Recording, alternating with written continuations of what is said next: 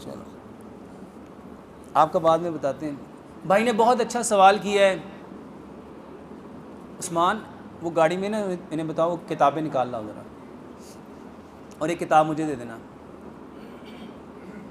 भाई ने सवाल पूछा है, हमारे ख़ानदान में सांस का बड़ा मसला है। मेरे मोहतरम भाइयों, मैंने किताब लिखी है नमाज एंड मॉडर्न मेडिकल साइंस।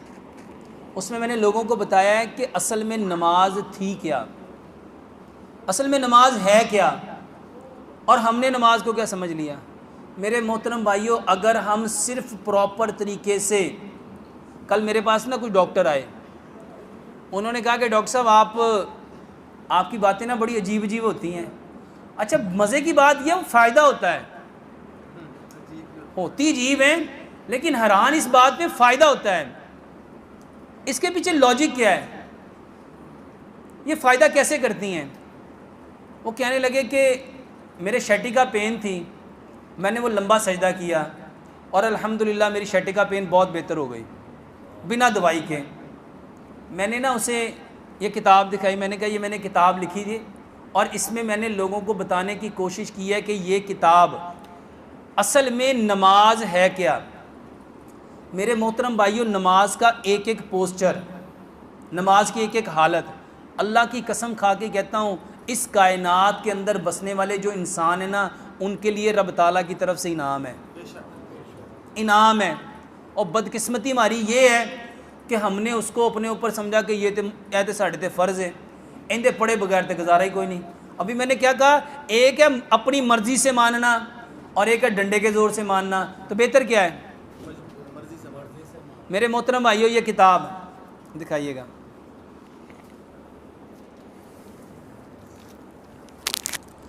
इसमें मैंने बताया है कि ये जो सजदा है ना, सजदा, ये जितने लोगों की सांस की बीमारियां हैं,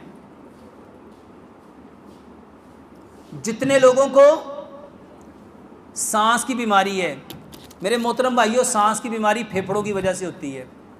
अल्लाह सुब्हानो ताला आपके फेफड़ों को 100% मजबूत करना चाहता है। और आप हैरान होंगे, हमारे फेफड़े,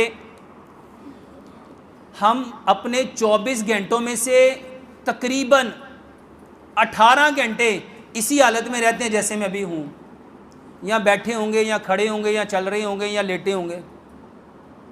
मेरे मोहतरम भाइयों, इस हालत में आपके फेफड़े 60 to 70% काम करते हैं, 60 से 70%। दूसरी हालत है रुकू, जिसको बोइंग पोजीशन कहते हैं, 90 का एंगल, इसमें आपके फेफड़े 70 से 80% काम करते हैं। और तीसरी हालत है सजदा। जब हम सजदा करते हैं ना, तो हमारे फेफड़े नीचे आ जाते हैं और पूरे खुल जाते हैं। अभी फोर्स ऑफ ग्रेविटी ने हमारे लंग्स को नीचे को खींचा हुआ है इधर से। जब हम खड़े होते हैं तो हमारी टांगों से, जब हम सजदा करते हैं तो फेफड़े किधर को आ जाते हैं, नीचे। उस वक्त फेफड़े 100% काम करते हैं। और प्यारे पैगंबर जनाब मोहम्मद सल्लल्लाहु अलैहि वसल्लम ने क्या फरमाया, अगर लोगों को पता चल जाए कि सजदे में इंसान को क्या मिलता है, तो इंसान कभी सर अपना सजदे से उठाए ही ना। दूसरी हदीस है, नबी सल्लल्लाहु अलैहि वसल्लम ने फरमाया, सजदे में इंसान सबसे ज़्यादा अपने रब के करीब होता है।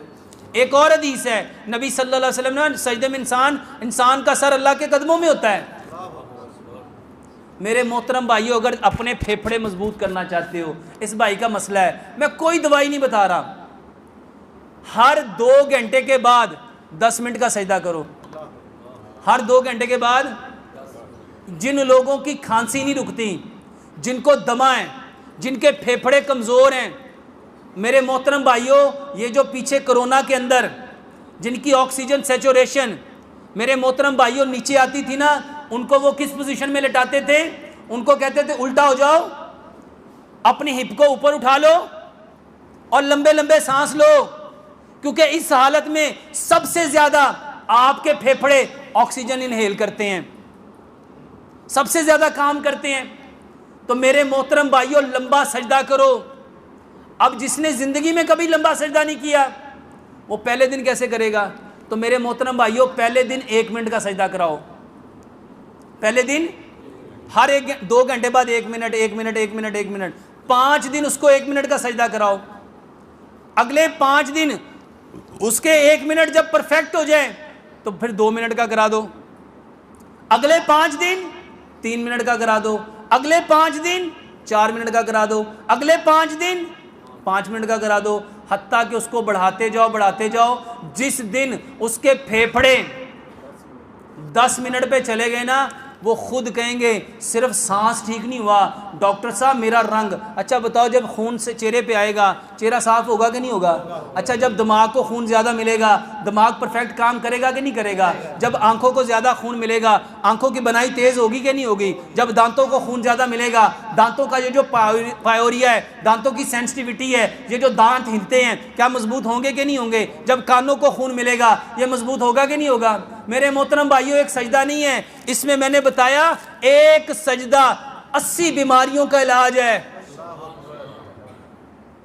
मेरे मोहतरम भाइयों, सिर्फ सजदा लंबा करो, कोई दवाई नहीं है।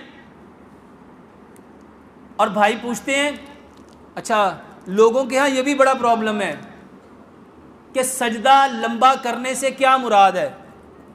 टाइम ज़्यादा या हाथ आगे लेके जाने हैं? नबी सल्लल्लाहु अलैहि वसल्लम ने सजदे के लिए 10 चीज़ें बताई हैं।